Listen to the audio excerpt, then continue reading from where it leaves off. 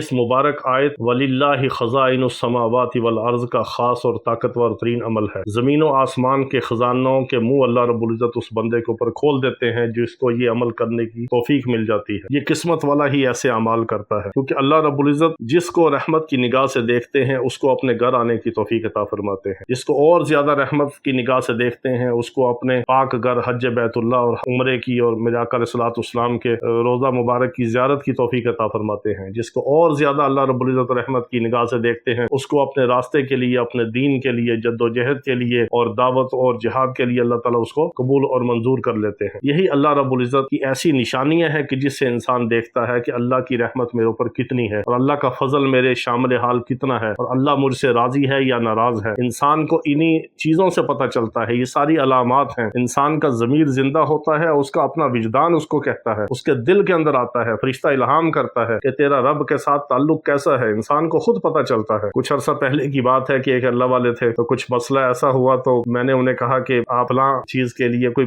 مسئلہ تھا، کوئی کام تھا کسی کا، تو میں نے کہا فلاں کام کے لیے ذرا ایک دعا کر دیں۔ تو فرمانے لگے کہ آج کل تھوڑی سی ناراضگی چل رہی ہے اللہ سے، لیکن میں دعا کروں گا انشاءاللہ۔ تو میں نے کہا جی ناراضگی کیا ہے؟ فرمایا کہ آج کل تہجد میں جو ہے وہ رونا کم نصیب ہوتا ہے، ذرا تھوڑا سا نصیب ہوتا ہے، زیادہ نہیں ہوتا۔ اس بات پہ انہوں نے سمجھ لیا کہ اللہ کی ناراضگی چل رہی ہے میرے اوپر۔ ایسے ایسے اللہ کے ولی ہیں کہ جو عبادات بھی کرتے ہیں، روتے بھی ہیں اور راتوں کو مصلے کے اوپر عبادت اور ریاضت میں ہوتے ہیں، آہوزاری کرتے ہیں اور پھر بھی سمجھتے ہیں کہ ہم اللہ کو ایسا راضی نہیں کر سکتے جیسا کہ اس کو راضی کرنے کا حق ہے۔ یہی کمال ہے انسان کا کہ انسان گناہ کر کے بھی اللہ سے ڈرے اور نیکی کر کے بھی اللہ سے ڈرے، نیکی کر کے بھی اس کے اوپر تکبر نہ کرے، اس کے اوپر اکڑے نہ، بلکہ جتنا گناہوں سے بچتا رہے، نیکیاں کرتا رہے، اتنا اللہ سے اور ڈرتا رہے کہ پتہ نہیں اللہ کے ہاں میری نیکی قبول ہے کہ نہیں، میرا رب مجھ سے راضی ہوا کہ نہیں۔ یہ امید اور خوف کے درمیان کی جو کیفیت ہے یہی ایمان ہے، یہی وہ اللہ والوں کا مقام ہے کہ ساری زندگی وہ امید اور خوف کے درمیان رہ کے اپنی زندگی کو گزارتے ہیں۔ بین الخوف والرجاء، یہی ایمان کا کمال ہے، یہی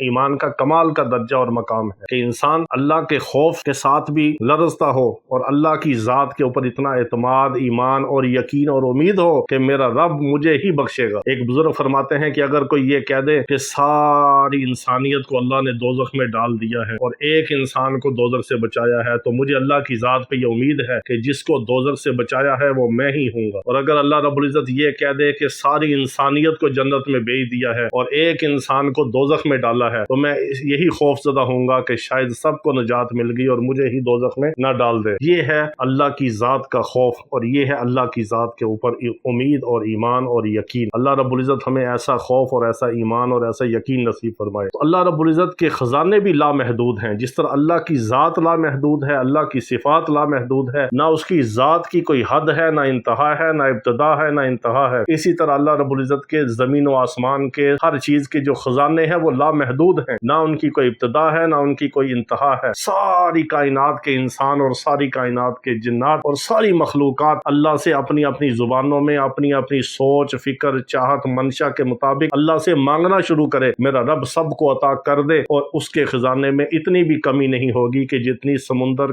کے اندر ایک سوئی کو ڈبو کے باہر نکالا جائے تو ایک تری سوئی کے ساتھ لگتی ہے۔ سمندر کے اندر جتنی پانی کی کمی ہوگی ایک سوئی کی وجہ سے، میرے رب کے خزانوں کے اندر اتنی بھی کمی واقع نہیں ہوتی۔ اس کی ذات بھی لامحدود، اس کی صفات بھی لامحدود اور اس کے خزانے بھی لامحدود۔ اور اس آیت میں اللہ رب العزت خود فرما رہے ہیں کہ زمین و آسمان کے جتنے بھی خزانے ہیں وہ تیرے اللہ کے لیے ہیں، تیرے رب کے لیے ہے۔ تو آپ نے اللہ کو، رب کو انہی خزانوں کے، زمین و آسمان کے نام کی برکت سے آپ نے پکارنا ہے اور ان کی نیت کر کے کہ میرا رب مجھے دنیا کے اندر بھی خزانے عطا فرمائے اور آخرت کے اندر بھی عطا فرمائے۔ دنیا کے اندر خزانے کیا ہیں؟ صحت مل جانی صحت کا خزانہ ہے، عافیت مل جائے عافیت کا خزانہ ہے، ایمان مل جائے ایمان کا خزانہ ہے، آپ کو اعمال صالحہ کی، نماز کی، روزے کی، عبادات کی توفیق مل جائے یہ آپ کی عبادت کا خزانہ ہے، اللہ آپ کو اولاد دے دے تو یہ آپ کو اولاد کا خزانہ ہے، اچھی نیک بیوی، اچھا شوہر ملے تو یہ خزانہ ہے، آپ کو گھر مل جائے یہ خزانہ ہے، کھانے کے لیے آپ کو اللہ رزق عطا فرما دے یہ خزانہ ہے۔ آپ نے دنیا اور آخرت کے سارے خزانوں کی نیت کر کے اپنے رب کو پکارنا ہے اور کسی بھی نماز کے بعد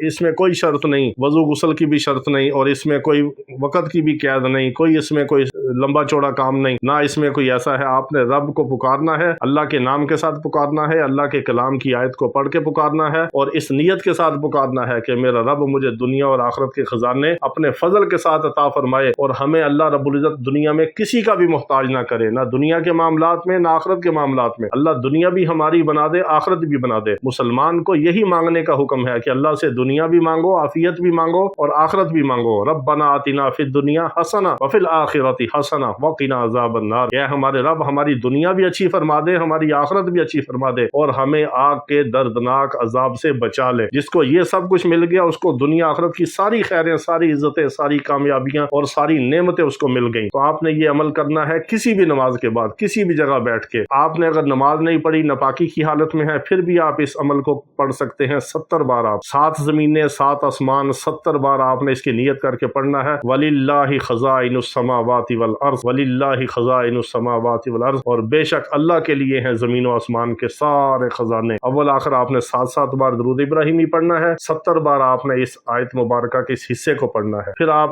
اس کے بعد جو نیت کریں گے، جو دعا کریں گے، میرا رب آپ کو عطا فرمائے گا۔ نہ اس کے خزانوں میں کوئی کمی ہے، نہ اس کے دینے میں کوئی دیر ہے، نہ اندیر ہے، ہمارے مانگنے کی دیر ہے۔ اللہ رب العزت ہمیں اپنی ذات کا تعلق نصیب فرمائے اور دنیا اور آخرت کے اندر ہمیں اپنے خزانوں کے ساتھ مالا مال فرمائے۔ وآخر دعوانا ان الحمد للہ رب العالمین۔